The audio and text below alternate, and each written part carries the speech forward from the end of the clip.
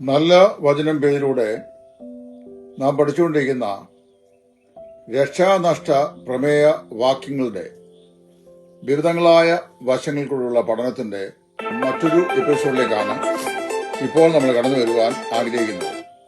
ഈ എപ്പിസോഡിൽ അതിപ്രധാനമായ ഒരു വിഷയം കൊലോസ്യ ലേഖനം 1-ാം അധ്യായത്തിന്റെ 21 മുതൽ 23 വരെയുള്ള വാക്യങ്ങളെ അടിസ്ഥാനമാക്കി പറയാൻ ഇപ്പോൾ ഞാൻ ആഗ്രഹിക്കുകയാണ്.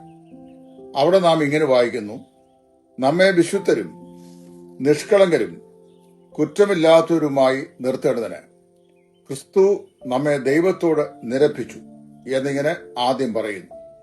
അത് പറഞ്ഞ ശേഷം പറയാണ്, സുവിശേഷത്തിന്റെ പ്രത്യാശയിൽ നാം ഇളകിപ്പോകാതെ അടിസ്ഥാനപ്പെട്ട് സ്ഥിരതയുള്ളവരായി നിലനിന്നുകൊണ്ടാൽ അങ്ങനെ അവന്റെ മുമ്പാകെ നിൽക്കും. അപ്പൊ ഇങ്ങനെ രണ്ട് കാര്യങ്ങൾ പറയുന്നത്. ഒന്ന്, നമ്മെ വിശുദ്ധരും നിഷ്കളങ്കരും കുറ്റമില്ലാത്തവരുമായി നിർത്തേണ്ടതിന് ക്രിസ്തു നമ്മെ ദൈവത്തോട് നിരപ്പിച്ചു. ഇതാണ് നമ്മുടെ രക്ഷയുടെ ഉപദേശം. രണ്ടാമത് അതേ വാക്കിൽ പറയാണ്, സുവിശേഷത്തിന്റെ പ്രത്യാശയിൽ നാം ഇളങ്ങിപ്പോകാതെ അടിസ്ഥാനപ്പെട്ട് സ്ഥിരതയുള്ളവരായി നിലനിന്നുകൊണ്ടാൽ അങ്ങനെ അവന്റെ മുമ്പാകെ നിൽക്കും എന്ന് പറയുന്നു. അങ്ങനെ ഒരു കണ്ടീഷൻ പറഞ്ഞിട്ടുള്ളത് കൊണ്ട് നിലനിന്നില്ലെങ്കിൽ അവന്റെ മുമ്പാകെ നിൽക്കാൻ സാധിക്കുകയില്ല എന്നൊരു വ്യാഖ്യാനം. അങ്ങനെയെങ്കിൽ രക്ഷ നഷ്ടപ്പെടും എന്നാണ് പ്രമേയം. അപ്പൊ ഇവിടെ നമ്മൾ പഠിക്കേണ്ട പ്രധാനപ്പെട്ട വിഷയം, നമ്മെ വിശുദ്ധരും നിഷ്കളങ്കരും കുറ്റമില്ലാത്തവരുമായി നിർത്തേണ്ടതിന്. അപ്പൊ ക്രിസ്തു എന്തിനാണ് ഈ ഭൂമിയിൽ വന്നത്? കർത്താവായ യേശു ഈ ഭൂമിയിൽ വന്നത് നമ്മെ വിശുദ്ധരും നിഷ്കളങ്കരും കുറ്റമില്ലാത്തവരുമായി ദൈവസന്നിധിയിൽ നാം നിൽക്കുവാൻ പ്രാപ്തരായി തീരേണ്ടതിനാണ്. ഇവിടെ കർത്താവ് ചെയ്തതും അത് അങ്ങനെയാണ്. അങ്ങനെ നമ്മെ നിർത്തേണ്ടതിന് ക്രിസ്തു നമ്മെ ദൈവത്തോട് നിരപ്പിച്ചു. റോമാലേഖനത്തിലെ അതിപ്രധാനമായ ഉപദേശ വിഷയങ്ങൾ ഒന്നാണ് നിരപ്പ്, അതായത് റെക്കൺസിലിയേഷൻ. 2, റിമൂവൽ ഓഫ് എനിമിറ്റി അല്ലെങ്കിൽ ശത്രുത്വത്തിന്റെ നീക്കം. 3, ജസ്റ്റിഫിക്കേഷൻ അല്ലെങ്കിൽ നീതീകരണം. അതിന്റെ ഓർഡർലി പറഞ്ഞു കഴിഞ്ഞാൽ, ദ റിമൂവൽ ഓഫ് എനിമിറ്റി, അതായത് ശത്രുത്വത്തിന്റെ നീക്കം. 2, ദൈവത്തോടുള്ള നിരപ്പ്. 3, നീതീകരണം. പാപികളായ നാം ദൈവത്തോട് ശത്രുതയിലായിരുന്നു. അതിന് ക്രിസ്തു എന്ത് ചെയ്തു? ദൈവത്തോടുള്ള ശത്രുത്വം നമ്മിൽ നിന്ന് നീക്കി. ശത്രുത്വം നീക്കിക്കഴിഞ്ഞാൽ ഉണ്ടാകുന്ന അനുഭവമാണ് സമാധാനം. അതെങ്ങനെ ലഭിക്കുന്നുവെന്ന് റോമാലേഖനം 5-ാം അധ്യായത്തിന്റെ 1-ാം വാക്യത്തിൽ പറയുന്നു. വിശ്വാസത്താൽ നീതീകരിക്കപ്പെട്ടിട്ട് നമ്മുടെ കർത്താവായ യേശു ക്രിസ്തു മുഖാന്തരം നമുക്ക് ദൈവത്തോട് സമാധാനമുണ്ട്. നാം നിൽക്കുന്ന ഈ കൃപയിലേക്ക് അവൻ മുഖാന്തരം നമുക്ക് പ്രവേശനവും ലഭിച്ചു. അപ്പൊ അതിനു മുമ്പ് ദൈവം എന്ത് ചെയ്തു? ദൈവത്തോട് ക്രിസ്തു നമ്മെ നിരപ്പിച്ചു എന്ന് പറഞ്ഞാൽ നമ്മൾ ശത്രുക്കളായിരുന്നു. ദൈവവും മനുഷ്യനും പരസ്പരം ശത്രുതയിലായിരുന്നു. ശത്രുത നീക്കി ക്രൂശിൽ വെച്ച് അപ്പോൾ എന്ത് ചെയ്തു? നമുക്ക് ദൈവത്തോട് നിരപ്പുണ്ടായി. അങ്ങനെ നിരപ്പുണ്ടായി കഴിഞ്ഞപ്പോൾ നമുക്ക് ദൈവസംഘം നിൽക്കാനുള്ള ഒരു പ്രാപ്തി ഉണ്ടായി, അല്ലെങ്കിൽ യോഗ്യത ഉണ്ടായി. അപ്പൊ വാസ്തവത്തിൽ ജസ്റ്റിഫിക്കേഷൻ അഥവാ നീതീകരണം എന്ന് പറയുന്നത്, it speaks about our standing before God. ദൈവം മുമ്പാകെയുള്ള നമ്മുടെ നിൽപ്പിനെ സംബന്ധിച്ചാണ് അത് നമ്മെ ഉദ്ബോധിപ്പിക്കുന്നത്. അപ്പൊ നമുക്ക് ദൈവസനിൽ എങ്ങനെയുള്ള നിൽപ്പാ സാധ്യമാക്കിയത്? നിഷ്കളങ്കരും വിശുദ്ധരും കുറ്റമില്ലാത്തവരുമായിട്ടുള്ള അവസ്ഥയിൽ. വിശുദ്ധന്മാർ എന്ന് പറയുന്നത് നമ്മള് പാപം നീക്കപ്പെട്ടവർ എന്നുള്ള അർത്ഥത്തിലാണ്, അല്ലെങ്കിൽ പാപം ക്ഷമിക്കപ്പെട്ട് മോചിക്കപ്പെട്ടവർ എന്നുള്ള അർത്ഥത്തിലാണ്. നിഷ്കളങ്കന്മാർ എന്ന് പറയുന്നത് കുറ്റങ്ങളൊന്നും തെറ്റുകളൊന്നും ചെയ്തിട്ടില്ല എന്നുള്ള അർത്ഥത്തിലാണ്. കുറ്റം ഇല്ലാത്തവർ എന്ന് പറഞ്ഞു കഴിഞ്ഞാൽ അവര് ഫ്രീ ഫ്രം ഗിൽറ്റ് എന്നാണ്, അതായത് എല്ലാ കുറ്റങ്ങളിൽ നിന്നും വിമുക്തരാക്കപ്പെട്ടു എന്നുള്ള അർത്ഥത്തിലാണ്.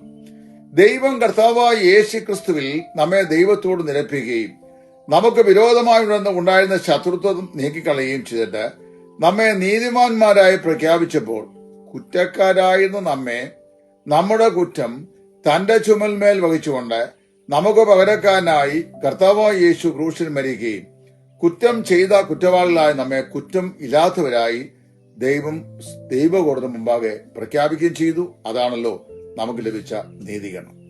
അങ്ങനെ ലഭിച്ചത്, അതായത് ഒരു വിശ്വാസിക്ക്, ഒരു പാപിക്ക് ലഭിച്ച ദൈവസേനയിലുള്ള നിൽപ്പ് അല്ലെങ്കിൽ സ്റ്റാൻഡിങ്, ആ സ്റ്റാൻഡിങ്ങിന്റെ വിവരണം, ഉപദേശപരമായ വിവരണമാണ് ആദ്യ ഭാഗത്ത് പറയുന്നത്. കർത്താവ് നമ്മെ ദൈവത്തോട് നിരപ്പിച്ചതിന്റെ ഉദ്ദേശം. What is the purpose of our reconciliation with God through Christ? Number 1, നമ്മളെ വിശുദ്ധന്മാരാക്കി. നമ്പർ 2, നമ്മെ നിഷ്കളങ്കരാക്കി. നമ്പർ 3, നമ്മെ കുറ്റം ഇല്ലാത്തവരെ ആക്കി. എന്നാൽ ആ ലക്ഷ്യത്തിൽ നാം എത്തിച്ചേരുന്നുള്ള പ്രായോഗിക വശം എന്താണെന്നാണ് അടുത്ത് പറയുന്നത്.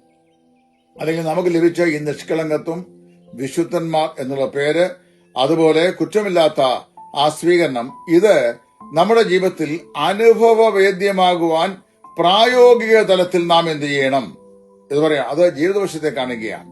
നമ്മൾ ഇങ്ങനെയൊക്കെ ജീവിച്ച് ദൈവസ്ഥനിൽ എത്തിച്ചേരുകയല്ല, ജീവിച്ച് ദൈവസ്ഥനിൽ നിൽക്കുകയല്ല, മറിച്ച് നമുക്ക് ലഭിച്ച നിഷ്കളങ്കർ, വിശുദ്ധന്മാർ, നീതീകരിക്കപ്പെട്ടവർ എന്നുള്ള പദവികൾ കൊണ്ട് ദൈവസേനയിൽ നിൽക്കാൻ നാം യോഗ്യരായി തീരുമ്പോൾ തന്നെ നമുക്ക് ദൈവസേനയിൽ കുറ്റമില്ലാത്തവരായി, നിഷ്കളങ്കന്മാരായി, വിശുദ്ധന്മാർ എന്നുള്ള പ്രാഗൽഭ്യത്തോടെ നിൽക്കാൻ കഴിയുന്ന ഒരു ജീവിത ശൈലി നമ്മൾ അന്ന് മുതൽ നമ്മുടെ ജീവിതത്തിൽ കെട്ടിപ്പടുക്കണം.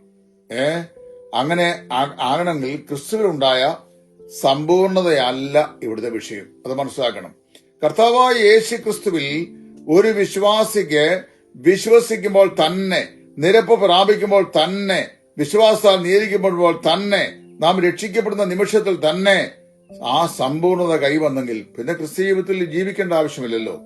പക്ഷേ ഇത് നമുക്ക് സ്ഥാനീയമായി ലഭിച്ച പദവികളായിരിക്കുമ്പോൾ തന്നെ ആ പദവികൾക്ക് അനുസരണമായ ഒരു ജീവിതം നമുക്കുണ്ടാകണം.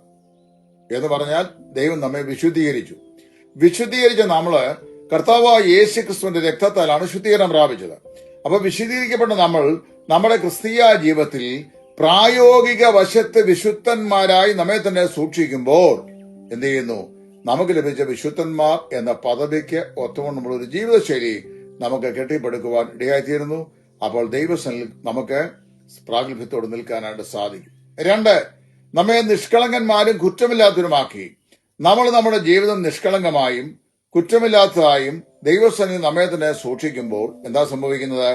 നാം ദൈവസേനയിൽ ഏറ്റവും പ്രയോജനമുള്ളവരായി വെളിപ്പെടുവാൻ തക്കവണ്ണം, അല്ലെങ്കിൽ കർത്താവിന്റെ നാളിൽ കർത്താവിന് മുമ്പാകെ നമ്മൾ നിൽക്കുമ്പോൾ, അല്ലെങ്കിൽ ക്രിസ്തുവിന്റെ ന്യായാസനം മുമ്പാകെ നിൽക്കുമ്പോൾ നമുക്കൊരു പ്രാഗൽഭ്യമുണ്ടാകും. നമുക്ക് അവിടെ നിൽക്കാനായിട്ട് കഴിയും എന്ന്. തെറ്റ് ചെയ്യാത്തൊരു വ്യക്തി, അവന് വിരോധമായി ഒരാള് ഒരു തെറ്റായ ഒരു പരാതി കൊടുത്തിട്ട് അദ്ദേഹത്തെ കോടതി മുമ്പാകെ നിൽക്കുമ്പോൾ തന്റെ മേലുള്ള ആരോപണം താൻ ചെയ്തിട്ടില്ല എന്നുള്ള ദൃഢനിശ്ചയം അവന്റെ ഹൃദയത്തിലുണ്ടെങ്കിൽ, അവന്റെ മനസ്സാക്ഷിയിൽ അവനുള്ള ആ ഉറപ്പ്, ആ കോടതി മുമ്പാകെ നിൽക്കുവാനുള്ള ധൈര്യം അവൻ നൽകും. നമ്മുടെ കർത്താവായ യേശു ക്രിസ്തുവിന്റെ ന്യായാസനത്തിന്റെ മുമ്പാകെ വിശ്വാസികളായി നമ്മൾ നിൽക്കുമ്പോൾ നമ്മുടെ ജീവിതവശത്ത് നമ്മളെ കുറിച്ച് ദൈവം ആഗ്രഹിച്ച തികവ് നമുക്ക് ഉണ്ടായി, നമ്മൾ പ്രതിഫലങ്ങൾക്ക് യോഗ്യന്മാരായി അവിടെ ദൈവസേനയിൽ നിൽക്കാൻ സാധിക്കണം എങ്കിൽ എന്ത് ചെയ്യണം? നമ്മൾ വിശുദ്ധന്മാരും നിഷ്കളങ്കരും കുറ്റമില്ലാത്തവരുമായ ജീവിതം നയിക്കുന്നവരാണെന്ന് നമ്മുടെ ജീവിതത്തിന്റെ പ്രായോഗിക തലത്തിലൂടെ നമ്മളത് കാണിച്ചു കൊടുക്കണം. അങ്ങനെ കാണിച്ചു കൊടുക്കുമ്പോൾ നമ്മൾ ദൈവസേനയിൽ പ്രതിഫലത്തിന് യോഗ്യത ഉള്ളവരായി തീരും. അല്ലാതെ ഇവിടെ പറയപ്പെടുന്ന ഈ വിഷയം നമ്മുടെ ആത്മരക്ഷയെ സംബന്ധിച്ച വിഷയമല്ല. ആത്മരക്ഷയെ സംബന്ധിച്ച് നമ്മളിങ്ങനെ വിശുദ്ധന്മാരായി, നിഷ്കളങ്കന്മാരായി, കുറ്റമില്ലാത്തവരായി, ജീവിതത്തിൽ യാതൊരു കുറ്റ ആരോപണവും വരാതെ ജീവിതത്തിന്റെ എല്ലാ തലങ്ങളിലും സമ്പൂർണമായി ക്രിസ്തു തുല്യമായ ഒരു ജീവിതം ജീവിച്ചിട്ട് നമ്മൾ അവിടെ എത്തിച്ചേരുക എന്നുള്ളതാണ് സംഭവിക്കുന്നത് എങ്കിൽ വാസ്തവത്തിൽ എന്ത് സംഭവിക്കും? നമുക്ക് അങ്ങനെ ഒന്ന് ജീവിക്കാനായിട്ട് സാധിക്കുകയില്ല. കാരണം പാപത്തിന്റെ ബലഹീനത പൂണ്ട ഒരു ശരീരത്തിലാണ് ഞാനും നിങ്ങളും ജീവിക്കുന്നത്. അവിടെ നമുക്ക് അങ്ങനെ ജീവിക്കാനായിട്ട് സാധിക്കില്ല. ആ പെർഫെക്ഷൻ ദൈവം ഈ ഭൂമിയിൽ വെച്ച് നമ്മിൽ പ്രതീക്ഷിക്കുന്നില്ല. കാര്യം നമുക്കത് സാധിക്കത്തില്ലല്ലോ. അതുകൊണ്ട് അവിടെ പറയപ്പെടുന്ന സാരം എന്താണെന്ന് ചോദിച്ചു കഴിഞ്ഞാൽ ആത്മരക്ഷയെക്കുറിച്ച് അല്ല കൊലോസ്യർ 1:21 മുതൽ 22, 23 വാക്യങ്ങൾ പറയുന്നത്. അത് ദൈവസേനയിൽ നമ്മുടെ ജീവിതത്തിന്റെ വശത്ത് നമുക്ക് തന്നെ ഉള്ള ഒരു പൂർണ്ണതയിലേക്കുള്ള നമ്മുടെ ജീവിത വഴിത്തിരിവിനെ സംബന്ധിച്ചാണ്. അങ്ങനെ ഉണ്ടായാൽ നമുക്ക് കർത്താവിന്റെ സന്നിധി നിൽക്കാനായിട്ട് പ്രാഗൽഭ്യം ഉണ്ടാകുമെന്നാണ്. കർത്താവിന്റെ സന്നിധി നിൽക്കുമ്പോൾ പൗലോസ് തന്നെ പറഞ്ഞല്ലോ, ഞാൻ നല്ല പോർ പൊരുതു, ഓട്ടം തികച്ചു, വിശ്വാസം കാത്തു, ഇനി നീതിയുടെ കിരീടം എനിക്കായി വെച്ചിരിക്കുന്നു. അപ്പൊ ആ നല്ല പ്രാഗൽഭ്യം തന്റെ ഹൃദയത്തില് തനിക്ക് ഉണ്ടാവും. ആ പ്രാഗൽഭ്യത്തിലൂടെ നിലനിൽക്കുവാൻ അവന് ഇടയായിത്തീരും. അവൻ കർത്താവിന് ചെന്ന് നിൽക്കുമ്പോൾ ലജ്ജിക്കുവാൻ ഇടയാകുകയില്ല. തക്കതായ പ്രതിഫലം അവന് ലഭിക്കും. ആ വസ്തുതയാണ് ഇവിടെ ഈ വാക്യങ്ങളിൽ അപ്പോസ്തലനായ പൗലോസ് നമ്മെ അറിയിപ്പാൻ ആഗ്രഹിക്കുന്നത്.